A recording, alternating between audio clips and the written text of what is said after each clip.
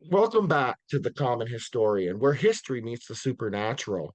I'm Jeremy, and tonight I'm joined by Kate Conrad and Jesse Thomas, tour guides at Poasttown Elementary School in Middletown, Ohio, one of the state's most actively haunted locations. So grab your favorite beverage, dim the lights, and let's uncover the dark history of Poasttown. Welcome, Katie and Jesse. How are you tonight? Good. How are you? Oh, doing great. Doing good, doing good. Can't complain. So, just to kind of get started for each kind of the questions for both of you, how did you guys become a tour guide at Post Town and what drew you to the location? I know who wants to go first. I guess I'll go. Okay. So, the first time I went to Post Town was last January in 2025, and I went with my now fiance. And we went in the dead of winter, which was a mistake. It was like 15 degrees, but we had a lot of interactions with the spirits there. And then 2 weeks later, Post Town posted on their Facebook that they were looking for volunteers for tour guides. So then I just messaged them and we all had a meeting together. Jesse was there and that's how we began. Yeah, So, Jessica. so I actually moved to Ohio probably 4 years ago now. And when I moved here, I found out about Post Town through another YouTube channel and found out my dad lived like 15 minutes from it. So me, my sister, and my son booked our very first ever investigation there on my birthday in March and fell in love with the place immediately. And since then, I've been back 7 different times, not including any of the tours or stuff that I've done. And just like Katie, I saw the Erie Excursions make a post that they were looking for tour guides. And if anybody was interested, message us. I think the original post said do a quick video and send it to us. And I was like, I can't do that. I'm in the middle of doing stuff. So when they posted the second one, it was a lot easier and more formal. We basically went to the school and had a big meeting with the other two guides as well, and been going now for, actually I got the notification on Facebook. It's been Yep. 1 year. 1 year officially. Yep, 1 year. Oh, congratulations. Now, for the listeners unfamiliar with Poasttown Elementary, can you guys walk us through kind of the general building history? Yeah, let me see. It was built in 1937 originally, closed in 2000. That is when Daryl and his wife, about 4 years after that's when they decided they wanted to purchase it. Daryl basically took like a big jump and said, "Hey, do you trust me?" Because he actually attended the school. They've now lived in it for over 20 years. But before that, it was originally just an elementary school up to a certain age or grade.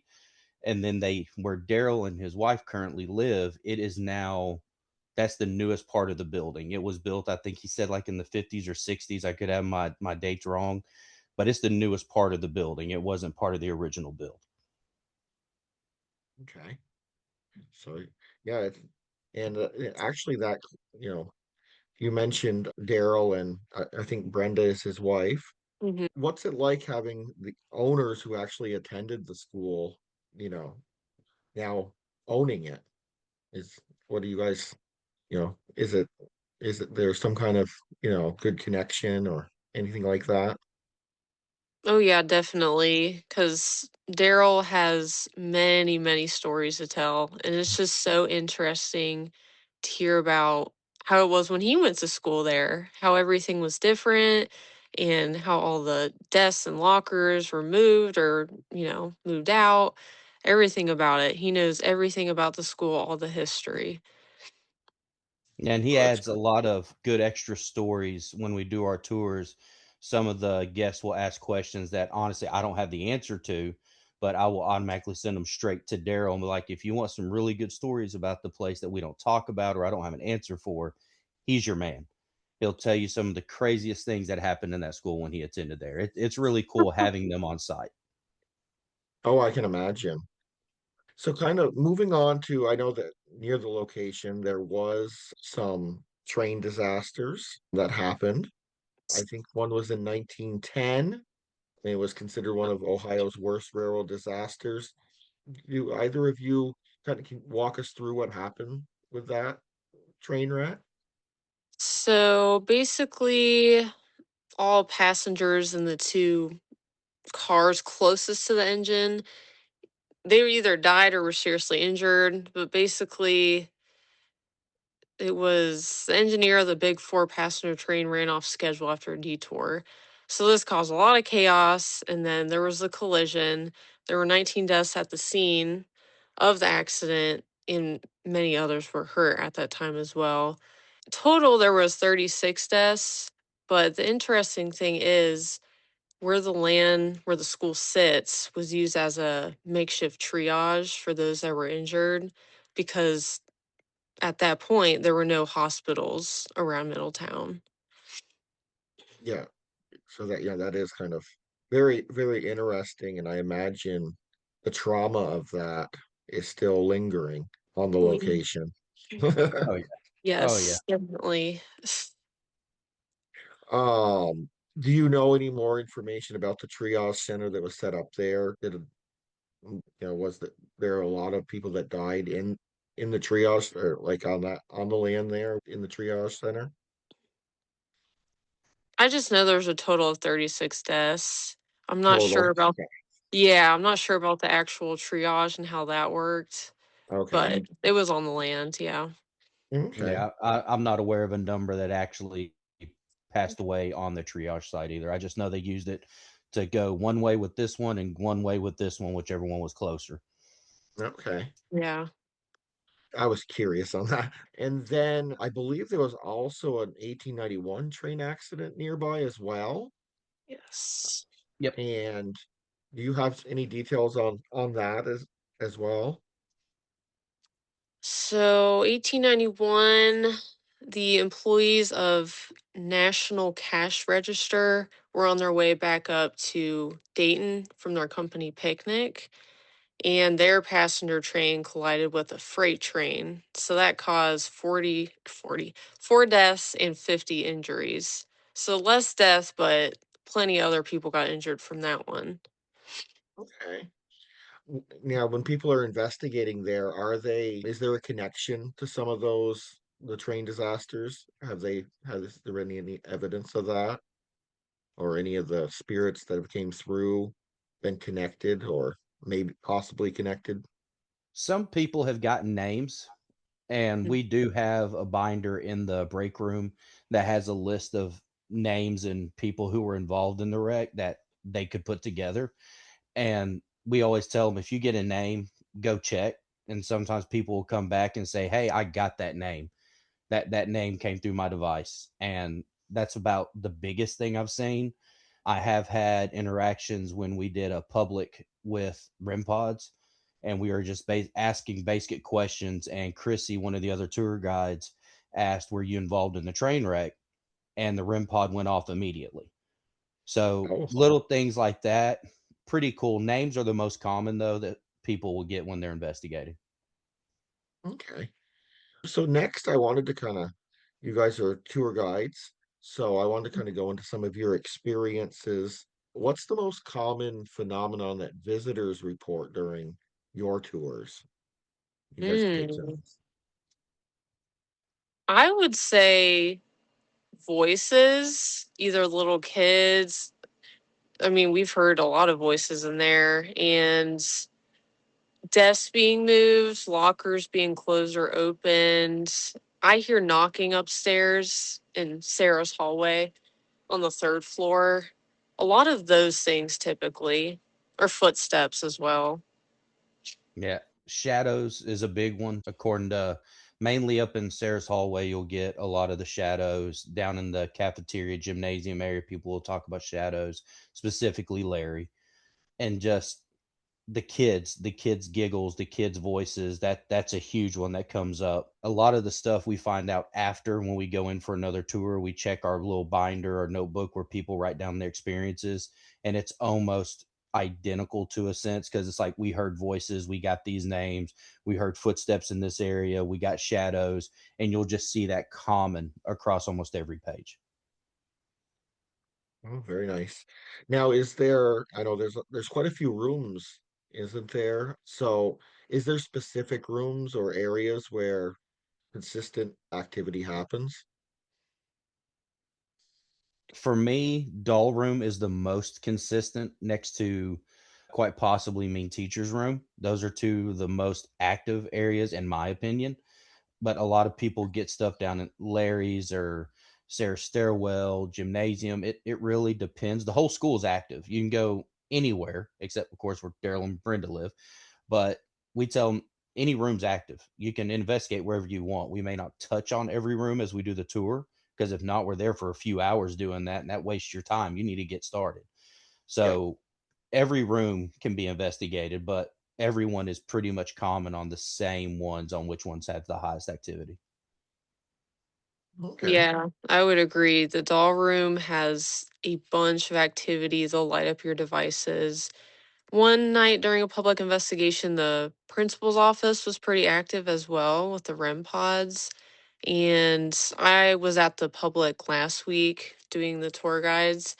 And Larry's room, the dry goods room where he is, it was very active. We got a lot of answers from him.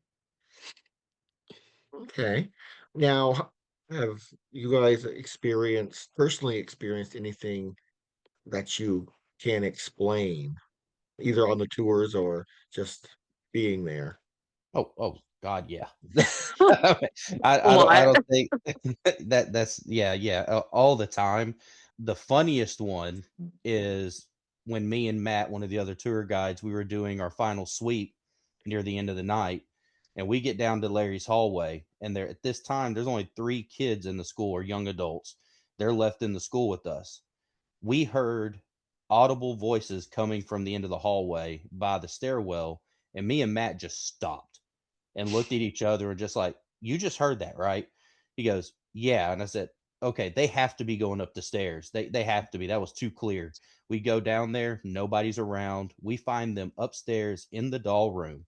And we're like, "Hey, were y'all just around here?" They, "No, we haven't been down there so long." I'm like, "Okay, thank you. That just explained a lot." We heard very loud voices down there, and the voices in that hallway are very consistent. That happens to everybody. And that just our reaction alone just made it one of my favorite moments with the tour guides because we both literally just stopped. Mm. Katie, do you have any good story? Yes, I have a few. So I'd say one of them, when we do private investigations, we go throughout the school, make sure everything's okay. And when I was doing my walkthrough, all the doors were open to the rooms. And when I took my tour people through the school, the door to the casket room was closed by itself. And then upstairs, the special needs room, that door was closed as well. And when I walked downstairs by myself, it sounded like a pencil was rolling off the desk and it hit the floor. And then another time, it was during a public. We were coming from Sarah's hallway going towards Nurse Edna's room. It's in the corner on the third floor. And we heard a woman yell, "Get to class," which is so weird. But another time in that same area by Nurse Edna's room, one of the other tour guides was doing a tour, and we just heard it sounded like a baby was crying, and it came from the doll room. And then I'd say the other thing that was significant was last week on Friday at the public. Basically, me and one of the other tour guides were coming back down towards the break room, and there's an event room on the first floor.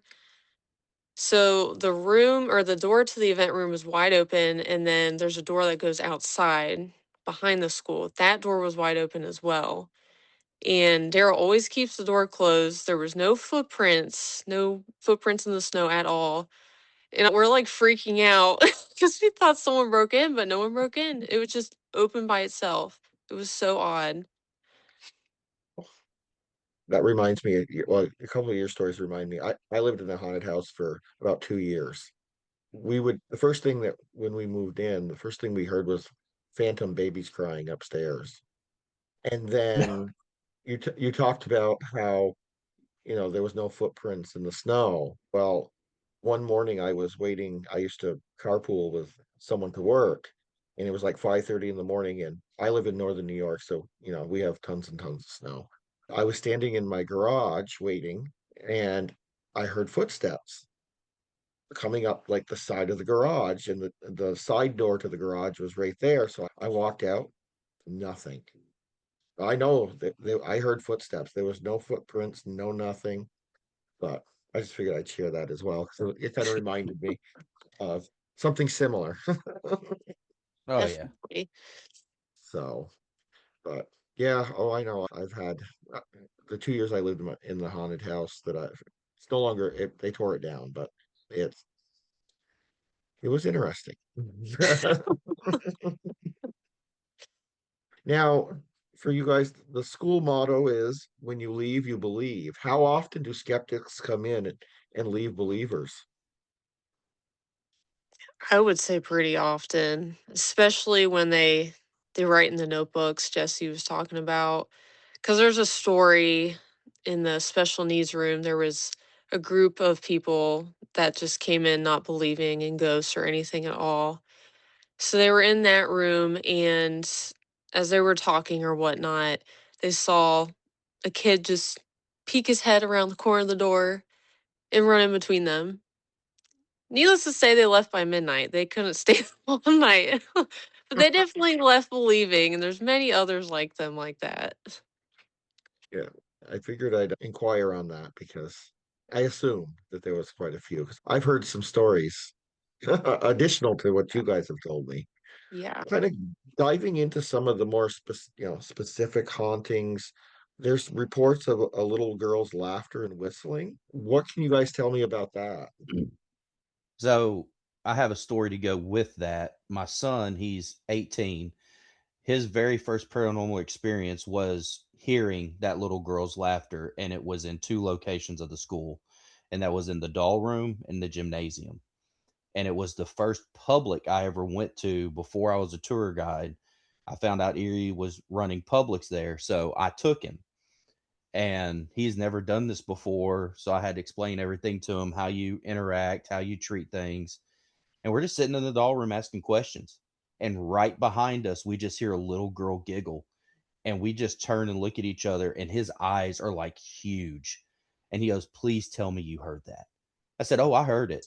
So I went full, blown. I'm checking everything. Where there's someone in the hallway, was someone coming up the stairs. Nobody was around us. And then the same thing happened later in the night down in the gymnasium. We're sitting down doing the exact same thing, just asking questions, getting in, responses, interaction. Boom, little girl laughter again. And I think maybe Kayla and Beth remember me from that night because as soon as we heard it, I went again checking and I busted into the break room. And all I said was, "Were any of you ladies downstairs?" And they all went, "No." And I said, "Awesome. We just heard the laugh again." And then I left the room immediately. So I have heard that giggle multiple times, and it still is, it makes your skin crawl because you're not supposed to hear that in a school in the middle of the night. So it's pretty cool. Oh, it sounds it. So the other thing I think, let's see. So shadow figures of children are frequently mentioned. What patterns have you noticed about where and when they appear? It is almost always most active after midnight. Before that, I haven't been there during the day. Well, I have, but there wasn't as much activity. Definitely between midnight and 3 a.m. And where? Anywhere in the school, really. There's no specific spot. It's just very active. Yeah. Yeah. I've seen a little kid spirit or shadow in the gymnasium, or not the gymnasium, but where the cafeteria is going down that hallway. Just saw it run across the wall. And then a lot of guests will tell us that they see what I call the peekaboos in Sarah's hallway, where they just jut their head out of the door to see who's there, and then they jut right back. So hallway is one of the biggest mentions of it, just because of the kids seeing where you're at when you're in that hallway. Very nice. I have a fascination with, shadow people. It's they just fascinate me. Oh yeah. Um, so, and then, I heard that some investigators mention that is there a malevolent employee spirit that lives out there at the school? I don't know That if might be Miss Johnson. Is that who you're speaking of, possibly? I didn't get a name. That's why I know I heard some investigators mention a malevolent employee spirit. So I wasn't sure if you guys were familiar. I would say Miss Johnson's room, they call her the mean teacher. I So feel like maybe that that, that might be. yeah, Yeah. yeah, Oh, she was one of the older teachers. I actually asked Daryl how long she had taught there, but he could not remember. But I mean, yeah. she's been known to slap your hand, tug your ear, press the call button. She hates when you sit in her chair up front. Hmm. I've seen someone get pushed out of the chair before. Oh, Yes, she's strict. I wouldn't say she's typically mean. She's just very strict. okay. Yeah. Uh, That's about the only one I can think of is her. Yeah. and I know you guys mentioned Larry. What's his story?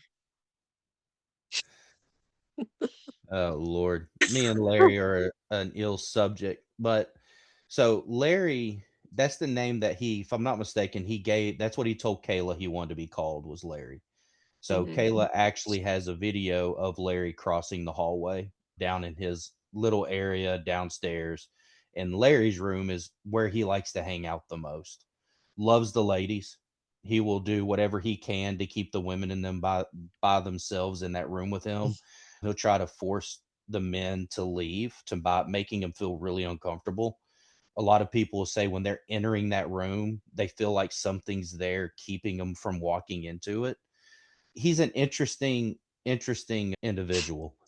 I'm still trying to fix the relationship because I did something stupid. I did challenge him to see what he would do to get me out of the room, and if you ask for it, you get it.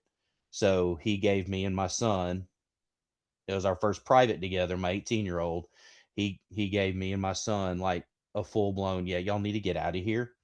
And I'll go in with groups, and whenever I do the tour before the setup, I quickly just turn the light on and like, "Hey, I'm just here to make sure your room's good." Turn the light out, then I leave. But I'll go in there with groups, but he's had me get in that room by myself before, and that's still like the freakiest thing with him is we first public we did on a weeknight. Chrissy and her little there's like two other people were down in the little cafeteria spot, and we were just doing our stuff. And next thing you know, REM pod's going off, and we're like, "Is this Larry?" Boom, goes off, and then Chrissy's asking questions, and she gets to, "Hey, do you want us to leave?" Nothing. You want Jesse to go down to your room? REM pod automatically goes off. And I'm like, okay, I guess I'm going to your room by myself. So I get down there, sit in a corner chair. They don't know where I'm sitting. Next thing I know, I hear her app say, "Get out." So I was like, is he asking me to leave or you to leave? She goes, "Let me ask." She goes, "Are you wanting us to leave or you want Jesse to leave?" And the next thing is what freaked me out the most. It said, "In the corner." They didn't know where I was at. I was sitting in the corner in that room. And the minute I heard that, I was like, I am getting out. I'm done. Bye. And as I'm walking down, I had to explain to them I was sitting in the corner of that room and they had no idea where I was at. And for that to Wow. come out when she asked that question, that I don't get freaked out too much in that school, but that kind of like got to me a little bit because I'm like, that gives me a little bit of clarification that me and him are still on the outs. And that's just because I challenged him to prove to get me out of the room. And it's nonstop now. And that's been almost 8 months. Yeah. So you still have some forgiveness to get from him. Yeah. Yeah, quite a bit. I will say another thing people report down there where Larry's hallway is they hear him shuffling his feet. But another thing that happened last week. Last week was so active, last Friday. So we went in Larry's room with a K2 meter and a few REM pods. And then we had a spirit chat. And then I have an app on my phone called Spirit Talker. So they can pop words into there. So what we found out about Larry was that he was in the military, but he wasn't born in America. And we asked some questions like, were you on a battleship? He said yes. And then apparently he's a medic as well. He was a medic. So we got a lot of answers from him, more so than before. And actually, he was not mean to the other tour guide in there who was a man. So baby steps in the right direction. Yep. Now, I did see on your Facebook, Poasttown Facebook, that someone got scratched. Is that common or is that just kind of a rare occurrence? I'd probably say rare because I haven't Yeah. had any of the groups there in the publics that I've been involved in come in saying that they've been scratched. So I'd say it's pretty rare. I did see in there that there was a picture of someone with a scratch on his neck. I was just curious on that. So you guys mentioned that you guys host regular public investigations, and I believe you guys were featured on Ghost Brothers. Um, Yes. Yes. Years so ago. years ago, yes, and probably you guys have been featured on other shows more recent. How is that exposure kind of played into? Are you guys getting more active, like more people coming now that you guys are better known, or has it changed at all? I know when the Ghost Bros episode re-airs, he gets an influx of phone calls wanting to book the school. So it does help.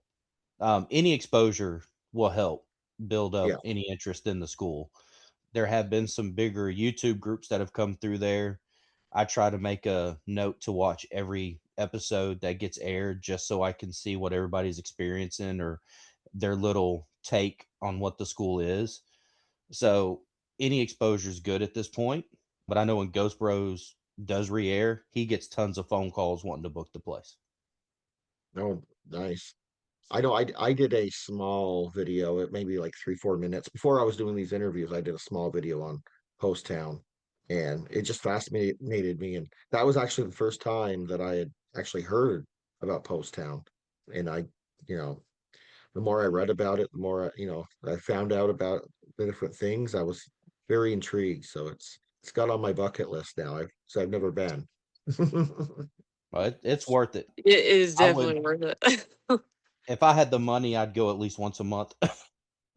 Same. But it's it's one of those places that I just keep going back to. And there's so many different, locations you can choose. What makes Post Town different from other haunted locations that you've experienced? If each of you can take a turn, if you like. Yeah. I'll say out of all the locations I have personally been to, it's the only one where the owners live on site.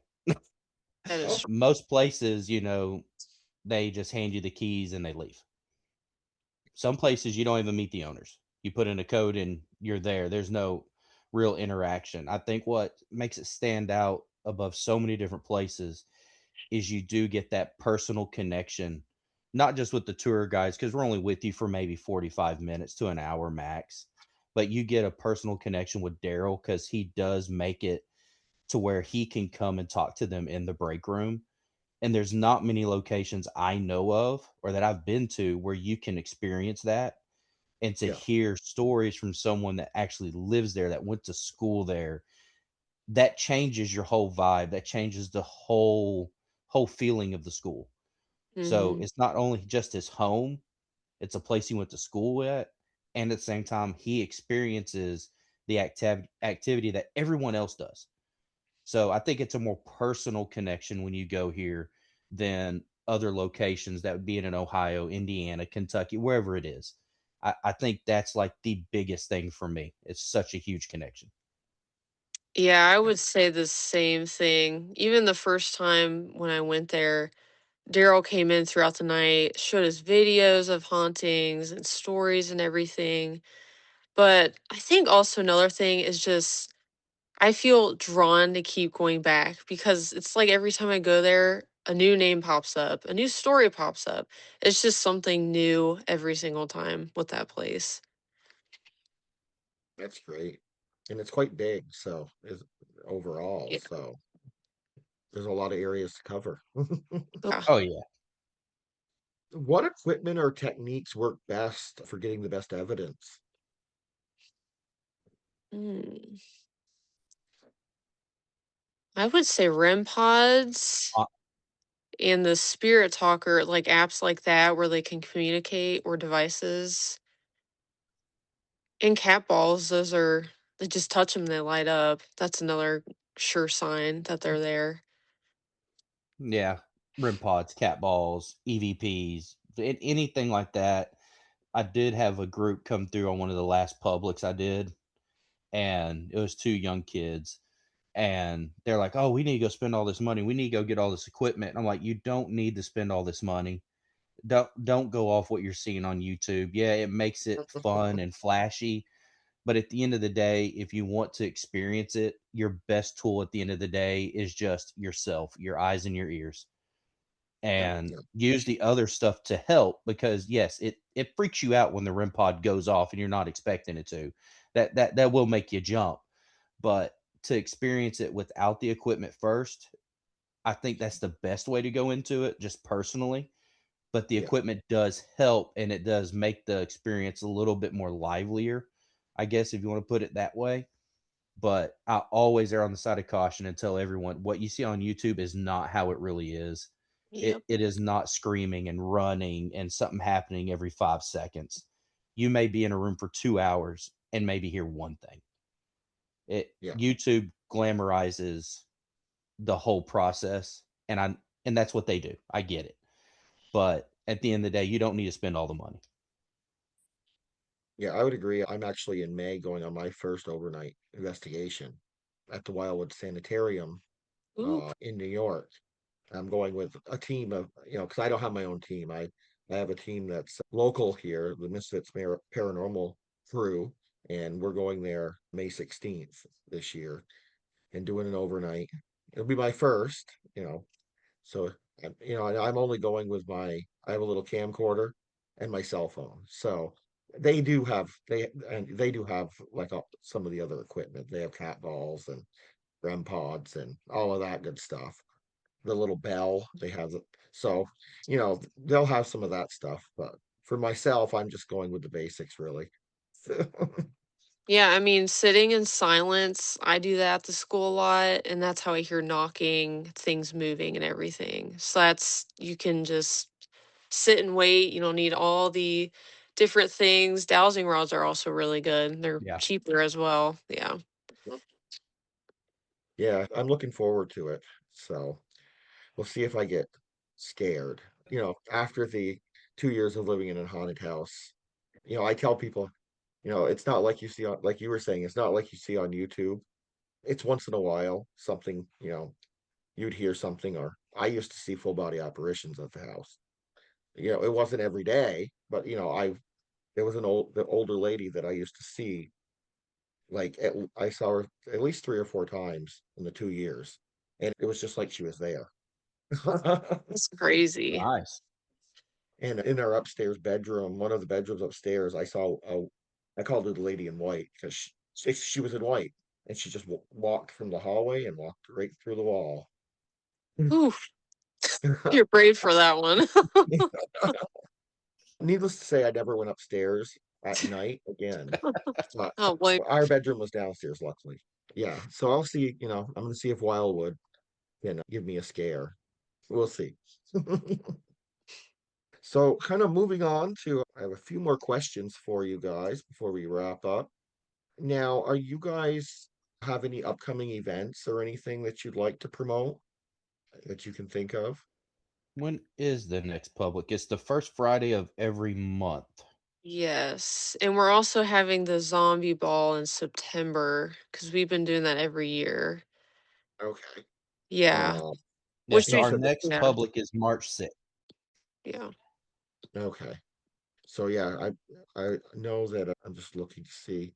So yeah, so when this airs, because actually this will be airing in March, it'll be a little past the time for that public event. But if you guys do it for you said the first what Friday Yeah. or Saturday, Friday of every Yeah, Yep. month. so April 3rd will be the next one after that, Yeah. I believe. So Yep. if they Just air, checking my calendar. yeah, yeah, 'cause this will air. I have you guys scheduled in for it looks like the 21st of March. So, Yeah, it's my um, birthday. What a great present. yep. Oh yeah, that'll be good. You'll get blasted out over YouTube and all the social medias. I'll take it. Wonderful. But anyway, yeah, I figured I'd see if you got what you guys had coming up. Um, and you know, what is I know that there's some rules for the school. Do you guys have any policies on Ouija boards or provoking spirits or anything like that? Oh yeah. Yes. We do not allow even like candles, seances, Ouija boards. And that's because Daryl and his wife live there, so we don't want anything evil Makes coming sense. in. Yeah, so That makes sense. there's no bad spirits at the school. They might be grouchy, but it's for his safety and to keep the school away from anything evil or demonic like other places are. Yeah, yeah, you don't want to open it up anything there. No, definitely not. No. Mm-mm. Um, for listeners interested in visiting Post Town, how can they book an investigation, a tour, or where can they go to get more information? It is poasttown.com, I believe. Let me double check, make sure I give you the right See, website. I haven't it's visited. posttownschool.com. Yes. Yeah. Yeah, and they can book a private investigation. They can buy tickets online for the public. The history's online, and any events could be online as well. Okay. And I do know that you guys have, there's a Facebook as well, I Hmm. believe, Yeah. for Yep. Post Town, because that's how I found the school was on Facebook. So, but before we kind of wrap up, do you guys have anything that I didn't cover, or any stories you'd like to share that are just on your mind? I did have one more story. Okay, that's perfectly fine. So last year, the first time I went there in January, like I said, my fiance and I went. So we were in the doll room, and the little girl up there, she loves when you play games with her, especially hide and seek. So that's what we were kind of playing with her. Like, you kick the ball up there, there's dolls and everything. And at one point, my fiance saw a little girl with short brown hair in a pink dress run from one side of the room all the way out the door to the next room. He was we were both kind of freaked out. He's the one that saw it. Every time I take him with me there, he always sees shadow figures. So, like I said, I usually hear things. I don't usually see things. But either way, you'll catch something every time. Oh yeah. And last story I'll share it. I've got tons of them because I've been there so many times. Um, the very first time I ever went, it was with my sister and my oldest son, and going through the motions, doing everything we're doing, and then at the end of the night, you're like, I'll review everything. That's when I learned how much footage and audio you have to go through, and that is insane. So all props to YouTubers who do this. That's a lot. That's a lot of stuff you have to whittle down. But when I went through the footage, we got to the doll room. Doll room seems to be the focal point of this whole call right now. It's Yeah. just doll room. But we had my sister was recording on her iPhone. I had two camcorders recording. I had an audio device going. We were doing everything we could to get interactions, responses, and our REM pod going off nonstop. So as I'm listening and watching, I finally get to the point to where we're talking about wanting to leave because we're getting some interesting reactions to GhostTube. So we're getting ready to leave, and my sister makes the comment, I don't want to stay here because if I ask you if you are something, you're like, well, I'm somebody else, I'm going to leave. Well, before she could finish that sentence, you just hear a male voice come through on her phone only, not the camcorders, the record, nothing. You just hear him go, stay. Very Oh, faint. And I'm going to tell you, the chills that hit me, because it was the first piece of evidence I caught or even heard in that entire watch through, and it made my skin crawl. I had to call her up to my room because we lived with my dad at the time.